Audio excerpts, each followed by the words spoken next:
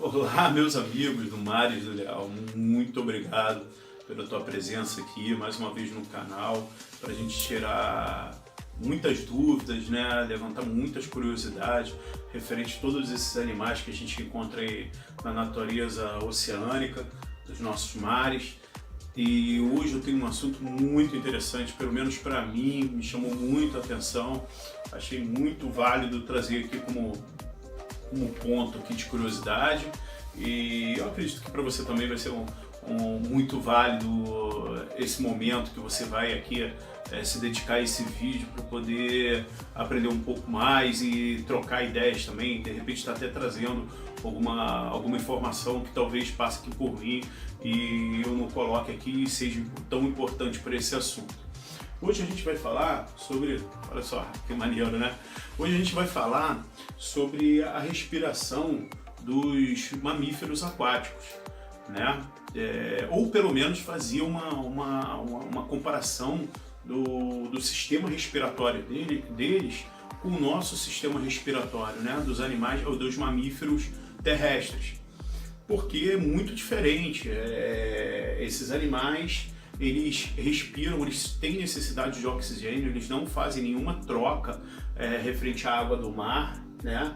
E eles mergulham grandes profundidades. A cachalote mesmo, se eu não me engano, ela chega a 3.000 metros de profundidade. Então ela pega o ar, captura o ar na parte onde tem a atmosfera e pode mergulhar até 3.000 metros com isso. Então o sistema respiratório dela tem que ser diferente do que um animal terrestre que está o tempo todo fazendo essa troca gasosa. Bom pessoal, como eu sempre peço, muita paciência, muita calma, eu também sou estudante, eu também estou aprendendo, estou crescendo com vocês, então vamos bem devagar para poder a gente assimilar legal as informações. Falando na cachalote, ela está passando aqui na tela aqui agora, é bom que vocês já matam a curiosidade da morfologia do animal. Bom, a respiração, ela é um mecanismo que é importantíssimo, é fundamental para todos os seres vivos. Por quê? Porque o oxigênio é o nosso combustível, né? O oxigênio que entra para o nosso sistema respiratório, chega até os pulmões, os alvéolos, e é feito uma hematose, né? E os alvéolos fazem essa hematose, pega esse gás e combina ele junto faz uma combinação com a hemoglobina, com as hemácias, e essa energia química é que vai assegurar que nosso metabolismo funcione bem, que nossa parte fisiológica tenha todas as funções, parte neurológica. Então esse oxigênio ele vai alimentar, vai servir de combustível para gente, e isso também obviamente para o mamífero aquático ele vai funcionar da mesma forma. O sistema respiratório ele é composto de fossas nasais, né, faringe, laringe, né, a traqueia, né, depois desce o brônquios, os bronquíolos e depois os alvéolos. Esses três últimos que eu falei estão dentro do pulmão, né? Ele divide tipo um Y de cabeça para baixo, depois os bronquíolos e os alvéolos são aonde é feito, um material orgânico que é esponjoso, ele não tem rigidez, justo porque o pulmão ele infla quando o ar, né, quando a gente puxa o ar, ele infla, né, e quando a gente solta o ar, ele desinfla. Então aí a gente já começa a ter algumas diferenças referente aos mamíferos aquáticos, né? A pressão, só mais uma informação importante, que é a pressão torácica, por exemplo, do ser humano, né? E de outros animais também, de outros mamíferos, mas pegando o humano aqui como exemplo, a nossa pressão torácica é diferente da atmosfera.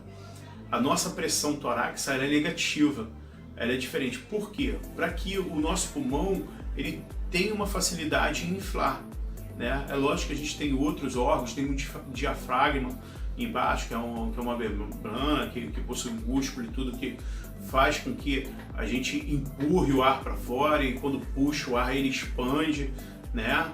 E a gente tem também a pleura, que envolve, que dá uma proteção ao pulmão, tem o líquido pleural que fica em volta. Isso tudo, gente, porque os animais terrestres não podem entrar em colapso. O nosso pulmão ele não pode entrar em colapso. O que é entrar em colapso? Ele pegar e esgotar, ter a capacidade. A gente não tem a capacidade de esgotar todo o ar que a gente tem dentro do pulmão. Isso não pode ser feito por quê? Porque há uma possibilidade de você colapsar ele e ele colar as paredes, né? Então essa é uma diferença muito importante, porque os mamíferos aquáticos eles têm essa capacidade devido a uma ordem de gasosa, porque quando ele recebe uma pressão subaquática, né, a gente também tem uma quantidade de nitrogênio e tudo. Então há momentos que o mamífero aquático, ele dependendo da profundidade que ele está e a pressão que ele está recebendo sobre o corpo dele, ele tem essa necessidade de colapsar o pulmão dele e esgotar todo o ar que existe dentro do pulmão. Isso já é uma diferença muito grande. Lembrando novamente assim, que eu não vou entrar muito a fundo, porque senão seria um vídeo muito grande e eu teria que fazer um estudo muito maior para poder ampliar, né? A gente sempre está aqui em nível de curiosidade, nesse momento nível de curiosidade, para a gente conhecer um pouquinho, tá legal? Então esse já é uma diferença. Outra diferença que existe no sistema respiratório dos mamíferos aquáticos é a cartilagem, a musculatura desse sistema respiratório que eu falei para vocês. Por exemplo, a traqueia dos mamíferos aquáticos, não só dos cetáceos aqui. Geralmente eu apresento mais cetáceos porque é uma área que eu tenho mais afinidade, que eu gosto mais, é onde eu trabalho no laboratório como voluntário para poder tá conhecendo um pouco mais esses animais, mas os pinípedes também, né, que é o leão marinho, a foca, a morsa, todos esses animais também são. O urso polar é considerado um mamífero aquático pela sua alimentação. Então todos esses animais que têm uma capacidade de mergulho profundo, né, de uma exposição muito grande de mergulho, eles têm a cartilagem, a musculatura do seu aparelho respiratório muito mais resistente do que a nossa. Isso é fundamental por causa da pressão. A pressão subaquática, ela pode esmagar, né, por exemplo, o pescoço. Por isso que quando a gente faz mergulho, a gente usa vários, tem uma preocupação muito grande em mergulhadores de águas profundas. A gente tem que usar nitrogênio para poder dar uma equilibrada no nosso metabolismo. A gente tem que usar, às vezes, câmara de descompressão, né? E também há uma preocupação sobre a pressão da água referente à nossa estrutura. A gente não tem estrutura, a gente não é adaptado, né? Os mamíferos aquáticos estão adaptados para esse tipo de mergulho, a gente não, né? Então, na cartilagem, por exemplo, da traqueia, provavelmente eu devo estar colocando agora uma imagem aí para você ver. Ela tem tipo os anéis em tipo C. Ele não se fecha completamente, mas ele tem essa cartilagem em volta justamente para poder dar resistência, né? E outra coisa também que o pulmão do mamífero marinho tem é uma célula chamada surfactante, que é justamente essa surfactante que não deixa a membrana colar uma na outra. Ele é tipo antiadesivo. Essa função do surfactante é justamente para que o animal, quando ele vem à superfície buscar de novo, ele possa puxar o ar com facilidade, rapidez, e ele consiga capturar a máxima quantidade de oxigênio como eu disse antes, essa propriedade ela previne o aumento de nitrogênio narcótico dentro do animal, assim como gases dentro do espaço aéreo. Quanto menos gases tiver no espaço aéreo, melhor vai ser a performance de mergulho desses animais. Os mamíferos terrestres são incapazes de eliminar todo o ar que tem dentro dos pulmões, deixando sempre um volume residual, justamente para que os seus alvéolos eles não entram em colapso, né, em situações de aumento de pressão intratorácica. Se a pressão ela nivelar com a pressão atmosférica, se a gente tiver os alvéolos em colapso, eles vão colar e a gente não consegue respirar mais, né? Por isso que às vezes quando a pessoa sofre uma facada, para poder que isso não aconteça, né? Tem que fazer uma drenagem, enfim, todo um procedimento para poder tirar essa situação. Outra coisa que é muito interessante, né, nos mamíferos aquáticos é que os alvéolos dos mamíferos aquáticos é super vascularizado. Para cada alvéolo existe um capilar específico.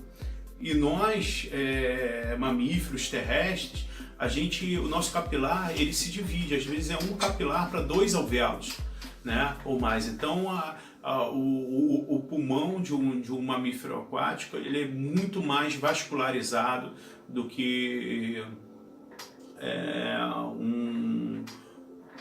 os alvéolos de um pulmão de um mamífero terrestre. Isso sem dúvida é desse jeito. Bom, pessoal, é o que eu tinha para dizer referente à respiração dos mamíferos marinhos, né? É muito legal, você sempre está aprendendo alguma coisa nova. Eu acredito que tenha bastante artigo falando sobre esse assunto. É um assunto de fisiologia comparada. Peguei aqui essa semana aqui para ler alguma coisa a respeito e trouxe alguma coisinha aqui para o meu canal para poder a gente estar movimentando aqui as ideias. Fique à vontade aí para comentar alguma coisa, se quiser complementar. Agradeço também se tiver algum professor universitário, algum professor aí de nível também secundário aí que esteja vendo o vídeo, esteja gostando, se quiser dar alguma sugestão a respeito. Ficarei muito satisfeito se os colegas puderem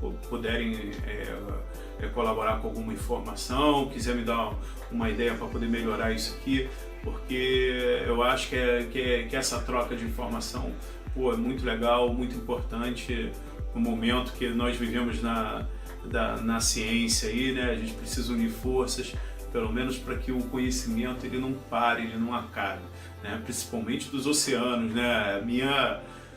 Tenho um foco nos mares, nos oceanos.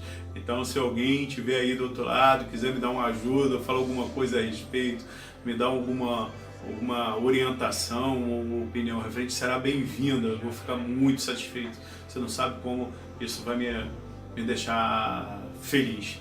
Tá bom? Um forte abraço, muito obrigado e boa semana para vocês aí. E Mares do Leal, vai ter mais por aí, pode ter certeza. Um abração. Como sempre, vou ver meu vídeo. Deixa eu ver. Opa, tá aparecendo um mapa aqui. Mas tá falando sobre cetáceos. Eu vi ali que estava passando alguma coisa sobre cetáceos. Forte abraço.